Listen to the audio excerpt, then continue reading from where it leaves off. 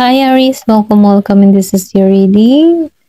Be open-minded po, hindi po halos lahat makaresonate kaya piliin nyo na lamang and happy Valentine's Day po sa lahat. And start na tayo. Thank you nga po pala sa mga nag-subscribe at marami po salamat sa mga bumabalik. Welcome po tayo. Start na ako. Ano bang mensahe sa'yo ngayong Aries? Okay. Ano yung mensahe sa'yo? Give me the message for Aries. Ano yung mensahe sa'yo?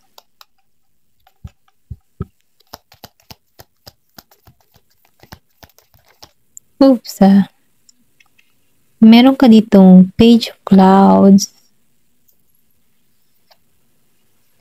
Meron ka ditong The Magician. And Ten of Waves. Okay? Give me the message. Ano mensahe sa'yo?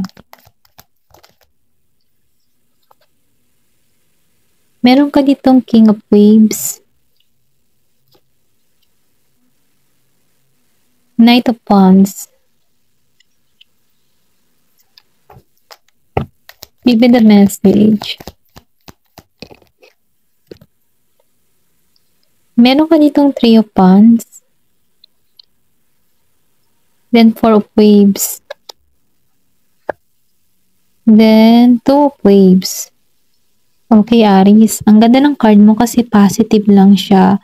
Kumbaga, nakikitaan ko dito na may pag-angat na manggaganap sa buhay mo. Kung before, nahihirapan kasi yung sitwasyon, ngayon narito yung pagbabago. Pagbabago na magaganap sa'yo dito sa Page of Clouds. Kasi kung makikita mo, mataas ang lipad. So, sa pagtaas ng lipad, ito yung magaganap sa'yo Meron ka ditong pagbabago or meron ditong magaganap sa'yo na hindi mo aakalain na tutungo to sa'yo, okay? Itong malaking pagbabago. So, nakikitaan ko dito, pwede rin sabihin na magbago ang iyong pamumuhay, magbago yung iyong lifestyle, na kung saan meron ditong pag-angat, inangat ka dito. Kung marami kang mga problema in the past na sobra kang sinubok ng tadhana, dito sa Page of Clouds, dito yung simula na kung saan may pagbabagong magaganap sa'yo, ilalahad ito sa'yo. Then dito sa The Magician, nakikitaan ko dito yung walang hanggan Kumbaga sa The Endless Water sa Magician, kumbaga may biyaya, walang hanggang biyaya. Maybe marami kang mga good na ginawa sa iyong kapwa na kung saan sinusupresa ka na ni universe ni God na binibiyayaan ka na ng blessing or pwede rin sabihin na ipagkakalob na sa'yo yung pagbabago na hangad-hangad mo. Ito rin nakikita ko.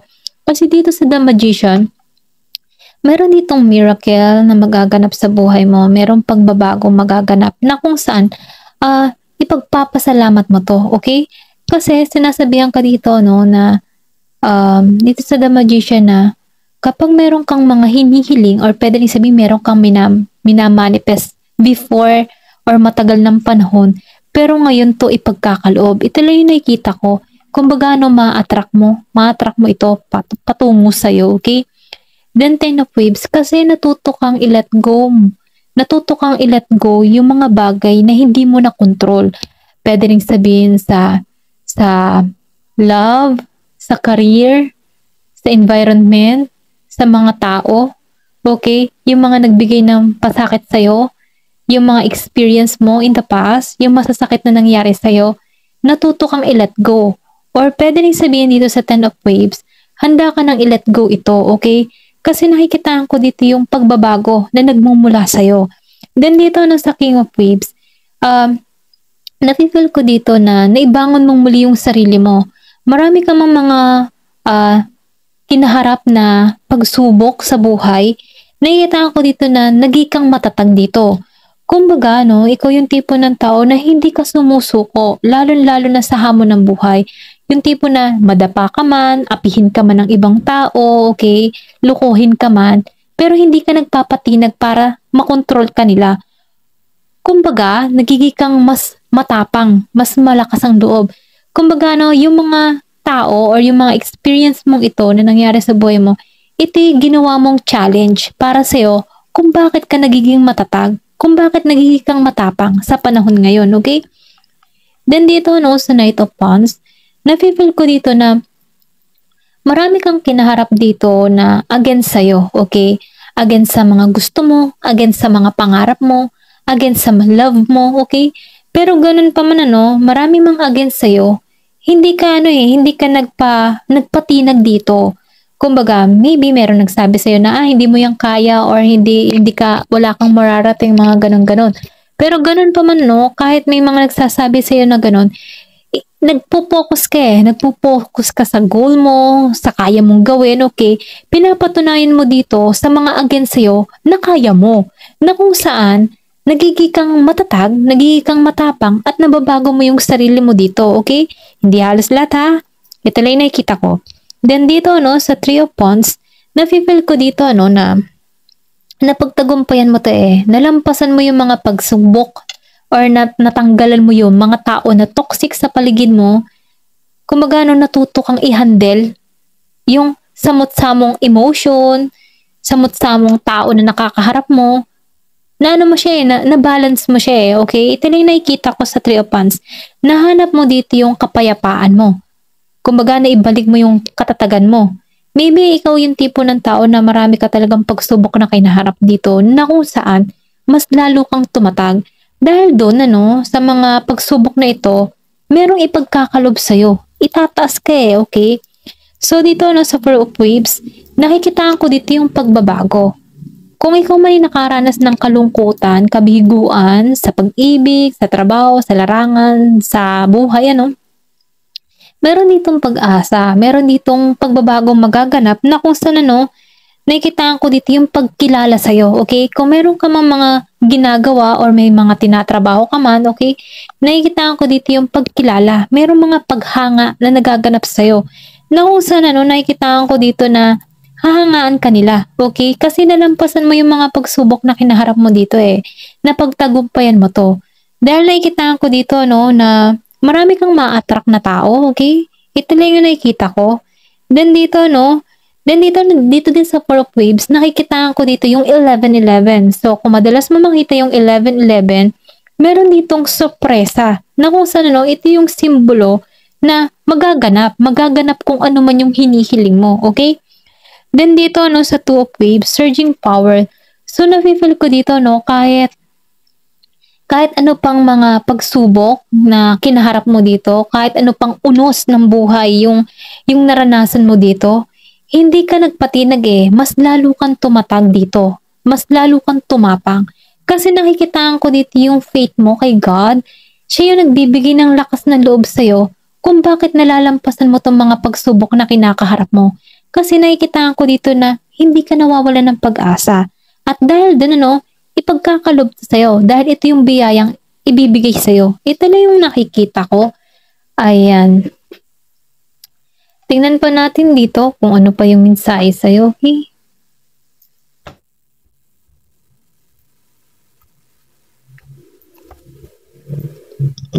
Excuse me po. Give me the message. Give me the message for Aries. So, meron ka ditong sorpresa. New home, okay? New home and new attitude. Nagkakaroon ka dito ng panibagong pananaw, panibagong pag-uugali. Meron ditong ipagkakalob sa'yo. Kung ikaw man ay humihiling ng bahay, ito, meron parating sa iyong bahay, okay? Give me more information. Dog close-up.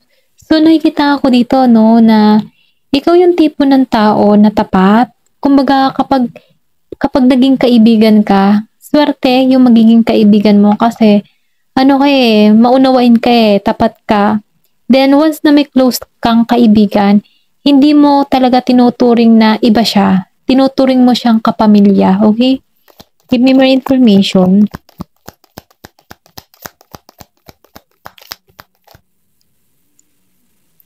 Meron ka ditong roster. So, meron ditong year of the roster. Meron kang person dito na arrogante, okay? So, sinasabihan ka dito, iwas-iwasan mo tong arroganting tao nito. Kasi, kailangan mo tong alisan or kailangan mo tong iwasan kasi siya lang yung makakasira ng mood mo, okay? Meron ditong roster. Maarrogante siyang tao.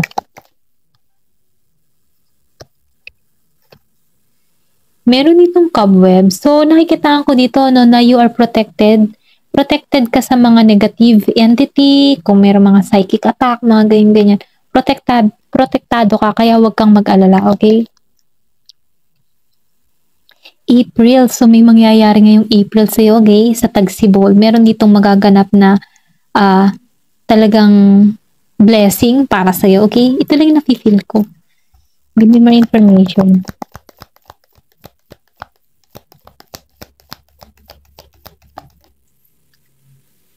Meron ka ditong torch. So, nakikitaan ko dito, no, na nagkakaroon ka dito ng development sa spiritual mo. Kumbaga, nagkakaroon ka dito ng pangunawa. Then, nakikitaan ko rin dito na nagiging kang aware sa mga gagawin mo, sa mga kinikilos mo, no? Nagiging kang aware sa mga sasabihin mo sa iyong kapwa. Then, nakikitaan ko rin dito kasi nagkakaroon ka dito ng pangunawa. Nagiging malawak ang iyong pangunawa, okay? Ito rin nakikita ko na de-develop mo yung sarili mo, okay? Give me more information. So, meron ka ditong wind chime. So, ito yung parating sa iyo, no? Peace and harmony. Meron ka din ditong flowers. So, meron ditong kaligayahang naghihintay sa iyo. Then, nafe-feel ko din dito, no? Merong mensahe, may good news na parating sa iyo. Meron ka ditong kangaroo. So, nakikitaan ko dito, no, na marami kang beses na nabigo sa larangan ng pag-ibig. Kumbaga, itong mga taong kausap mo ay hindi ba siya talagang settled, nakausap, ano, yung tipo na hindi, walang assurance, ano. So, nakikita ko dito na meron ka dito mga pinaplano, okay? Meron kang mga gagawin or meron kang mga gustong mangyari. Yan. Give me more information. Meron ka ditong chain. So, nakikita ko dito, no, yung iba sa inyo, kaya hindi nagiging maganda yung daloy or maganda yung, kaya hindi nagiging maayos yung daloy ng kapalaran, yung about sa love, sa money, or ano. Meron kasi ditong chain, meron sumpa, no, or meron ditong tao na nagalit sa'yo, na nagbigay ng intention sa'yo, bad intention sa'yo. So, may naman, no, manalangin ka, ipagdasal mo kay God na mawala itong mga chain na inilalagay sa larawan mo, sa pangalan mo, okay? Kasi walang imposible sa dasal. So, dasalin mo yung Psalm 91, then magdasal ka na mawasak sa ngalan ni Jesus, mawasak anumang uri ng sumpa na ibinabato sa aking ngalan, sa aking larawan, o sa anumang uri ng aking gamit. Mawasak ito at huwag na magpatuloy pa.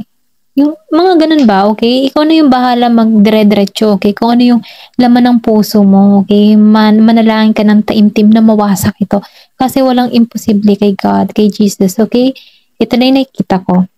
Then dito, no, Fox. So, meron nga talaga ditong tao na sneaky, okay? Meron ditong tao na gusto kang bumagsak, okay?